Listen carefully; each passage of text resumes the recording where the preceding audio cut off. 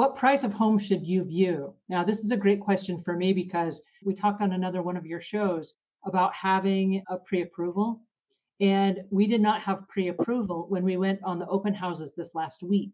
And so we didn't really know what price of home we should be looking in. How do you determine if you haven't done a pre-approval? Do you just go look at everything under the sun? Or do you say, well, this is similar to the house we live in? Or how do you make that determination? That's open houses. That's different than just scheduling time with your realtor to go out and look at homes that you are really thinking about purchasing.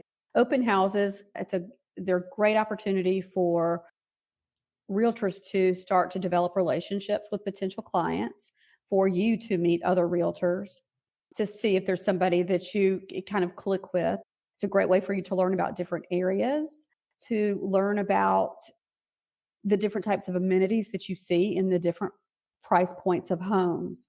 And for a lot of people, it's a hobby to go out and look at open houses, whether they're imminently thinking to buy or not. So it's a different animal than just going to look at homes. And then also, I've worked several open houses where I'll partner with a lender. There could be a lender at the open house you're going to see, which is another good opportunity to start a conversation with a lender to see, hey, we're looking to buy in the next 6 months. Can we talk about what you need to get us pre-approved? So it could be a good tool for you to meet someone like that as well. Got it. Thanks for explaining that. And Regina, I'm curious from you.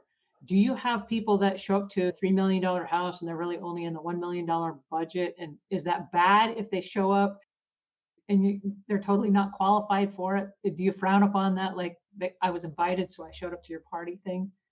No, I never frown upon it at all, ever. It's frustrating for the client if you're looking for something that far above your price range. Mhm. I just walked in from a showing with a client who did this exact thing. She Oh, was looking at homes about 3 times more than what she qualifies for. And so the homes that we were looking at today were wonderful homes. They were very nice homes, and it's still luxury home, but it's so far below the price range that she's been looking that she was just distraught. uh-huh. And so that's unfortunate, because even though you end up with a really great home, if it's 3 times more than what you qualify for, Uh-huh. nothing's going to compare.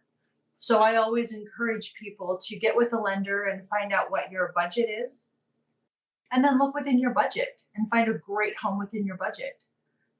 That's And just a quick note on that, definitely agree with what both of these girls have said. A good rule of thumb is don't exceed 1/3 of your income when you're purchasing a home. And so if you don't want to talk to a lender and you're just wanting to go look and you want a general price range, equal to 1/3 of your income would be pretty standard. And then also, why are you going out? Are you going out to get home ideas, things that you want to improve upon? It's fun to go look at luxury homes. It's fun to go look at other things. If you just let the realtor know when you get there, hey, this one's out of my price range, but I really wanted to come see what a $3 million house looks like, or 100, whatever the price range is. At least the realtor knows up front. They can let you go explore the home, and it takes all the pressure off for you walking into the house off the street. That's a really good point. And I think authenticity and openness is the key there. When you come in and you say, hey, this isn't in my budget, which is kind of an authentic move to say, I am on a budget. Here's kind of what I'm looking at. And then also explaining, I'm not in the market to buy this year, but probably in the next year or so. At least that's not going to make them feel like, hey, lock down the doors because I'm here to buy today, right?